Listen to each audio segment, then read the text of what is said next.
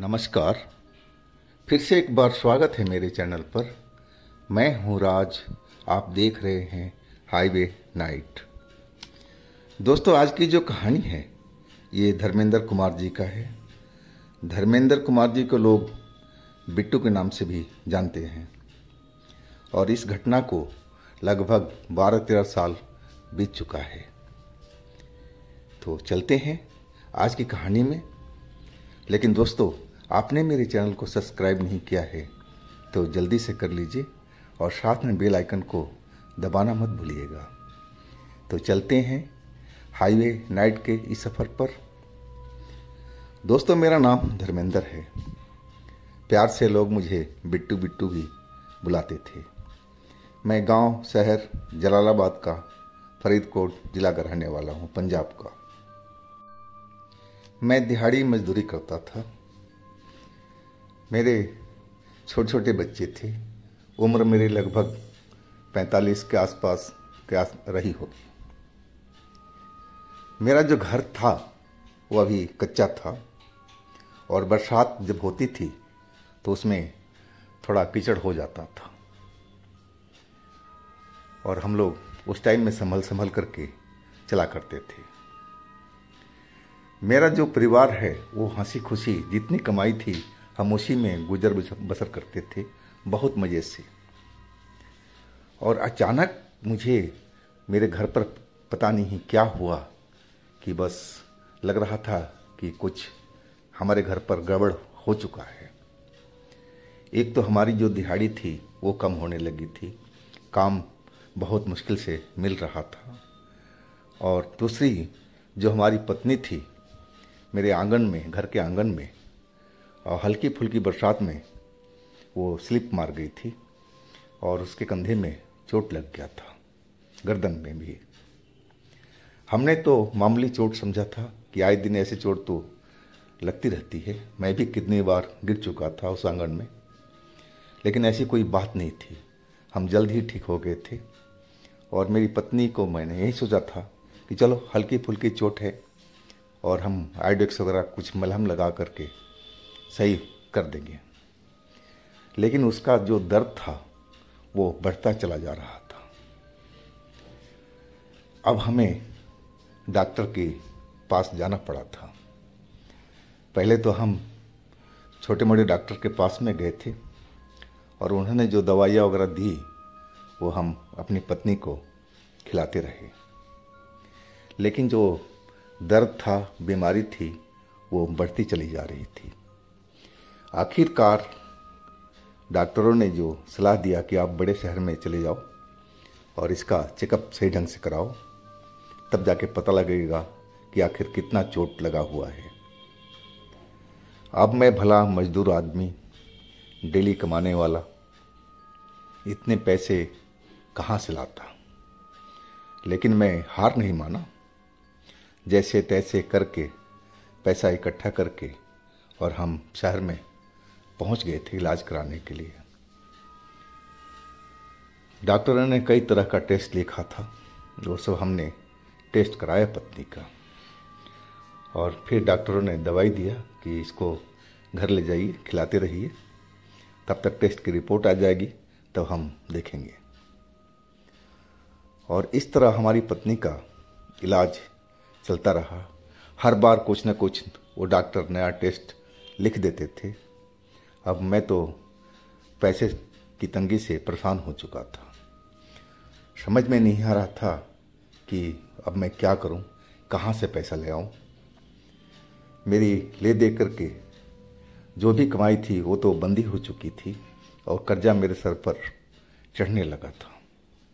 लेकिन मैं पत्नी के तो इस हालत में छोड़ नहीं सकता था।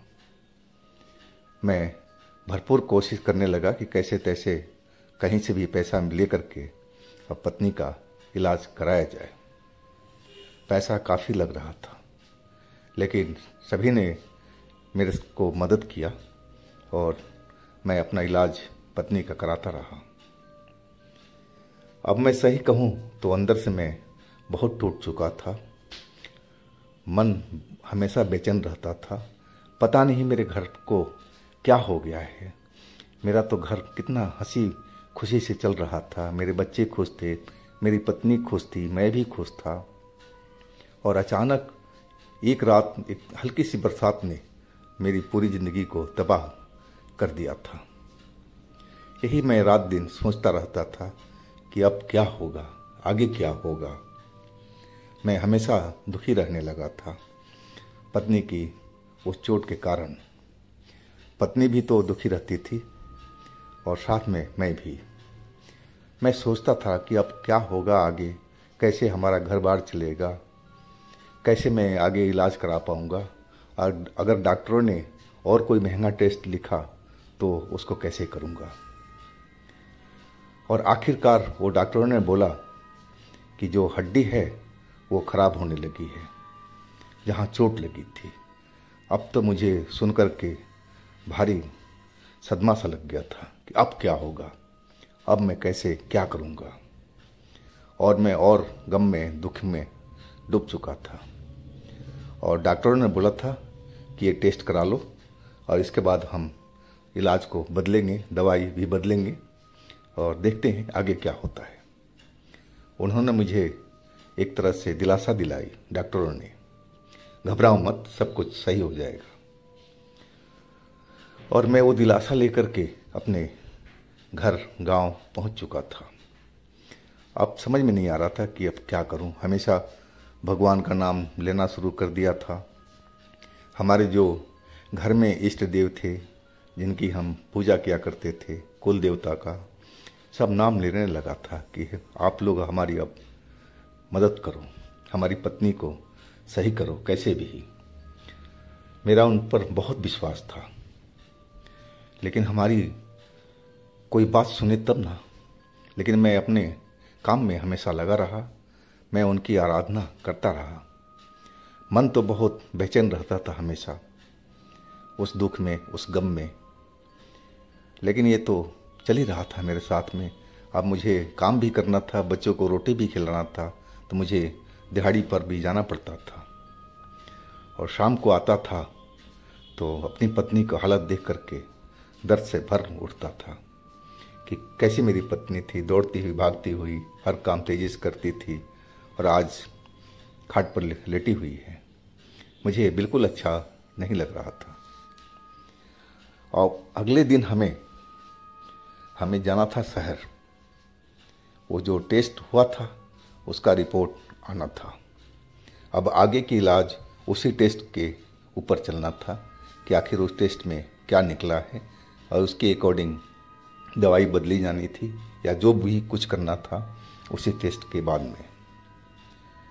अब मैं एकदम परेशान था। रात को समझ में नहीं आ रहा था कि कैसे कल हम जाएंगे। डॉक्टरों ने और कुछ लिख दिया तो फिर कहाँ से अब लाएंगे, है कि हम तो कर्जे में काफ़ी डूब चुके थे। और यही सब चिंता करते करते मुझे गहरी नींद आ चुकी थी। मैं गहरी नींद में जा चुका था और मुझे एक स्वप्न आया। मैं सपने में चला गया था। देख के आ रहा हूँ कि मैं इसी चारपाई पर, जिस जगह मैं सोया हुआ हूँ उसी जगह पर हूँ, और कोई मुझे हाथ पकड़ करके उठा रहा है कि उठो, क्या तुम सोते ही रहोगे, आओ हम चलते हैं, आओ मेरे साथ आओ तुम। और मैं उस शख्स को देखना चाहा, लेकिन वो शख्स मुझे दिखाई नहीं पड़ रहा था, पता नहीं क्यों। बस मुझे उसकी आवाज़ सुनाई पड़ रही थी और मैं उसके साथ चलने लगा। उस शख्स ने कहा कि पूजा के सामान तो ले लो, खाली हाथ चलोगे क्या।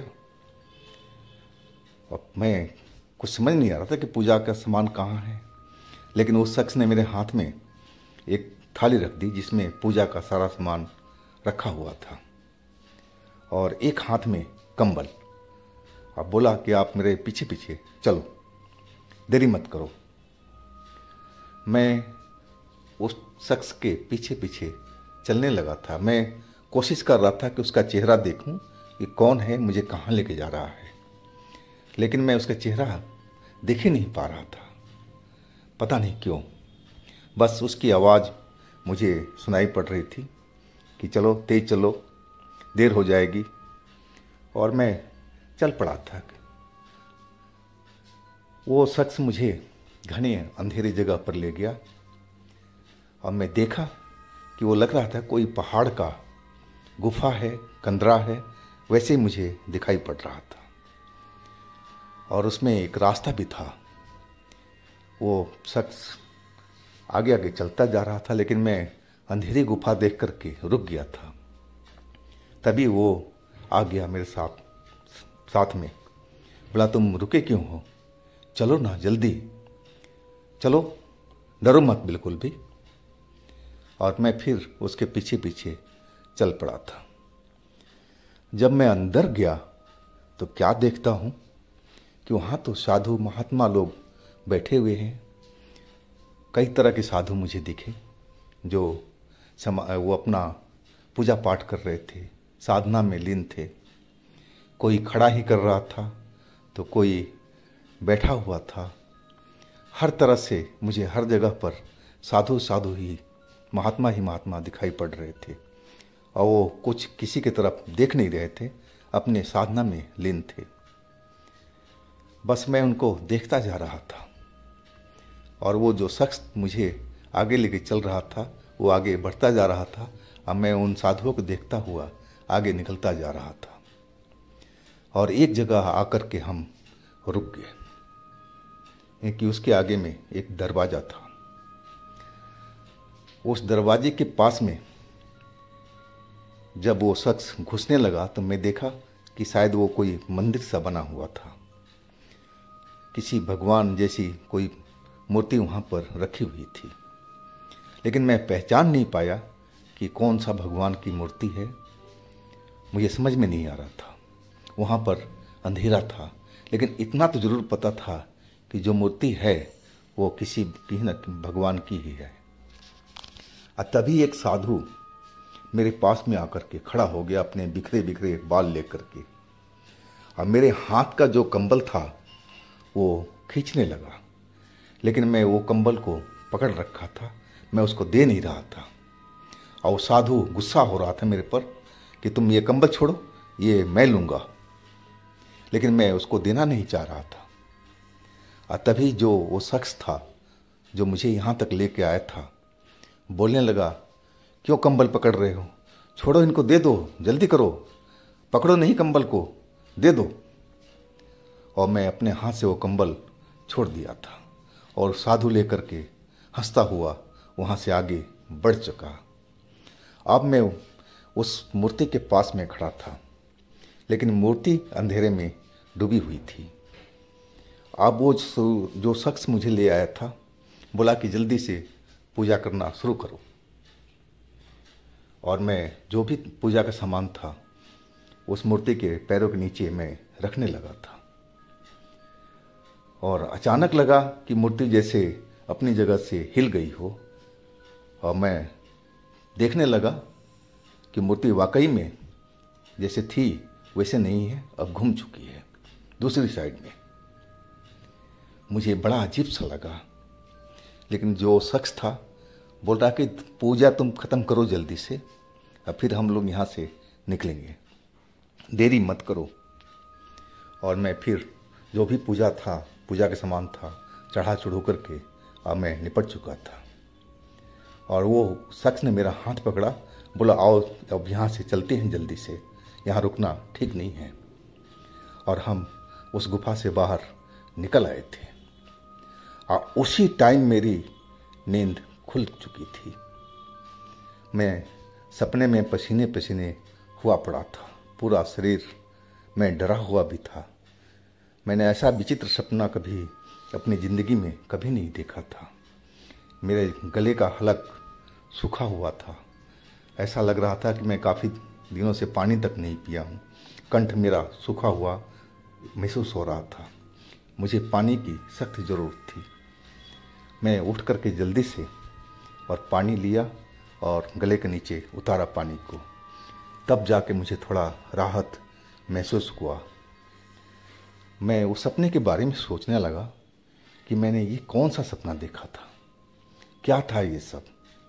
और उस टाइम सुबह के 4:30 ही बजे थे। लेकिन मैं सपना समझ करके इसको भूलने की कोशिश करने लगा कि चलो ये तो सपना ही है, ये तो लोग देखते ही रहते हैं, कभी अच्छा सपना देखते हैं, कभी बुरा सपना देखते हैं, और सपना तो सपना ही होता है। और मैं उस बात को भूल करके, अभी 4:30 ही बजे थे तो मैं सो चुका था। सुबह 7 बजे हमें ट्रेन पकड़नी थी अपनी पत्नी के साथ में, और फिर मैं 6 बजे उठ गया था। उठ करके मैं अपने पत्नी को उठाने लगा कि जल्दी से उठो और कपड़े वपड़े बदल लो, ताकि हम लोग स्टेशन पर चल पड़े और ट्रेन पकड़ सकें। लेकिन पत्नी तो उठ ही नहीं रही थी। वो बोल रही थी कि मुझे कहीं नहीं जाना है, मैं बिल्कुल ठीक हूँ। मैं समझा कि ऐसी ही पत्नी बोल रही है, क्योंकि ये इलाज करा करा के हम लोग परेशान हो चुके थे। पत्नी तो कई बार बोल चुकी थी कि क्यों पैसा इतना बर्बाद कर रहे हो, रहने दो, जो होगा देखा जाएगा, कहाँ से हम लोग कर्जे लेके इतना करेंगे। लेकिन मैं तो अपनी जिद पर अड़ा हुआ था कि मुझे कैसे भी पत्नी को सही करना था। उसके अलावा कौन था मेरे बच्चे को क्या होता अगर वो नहीं होती।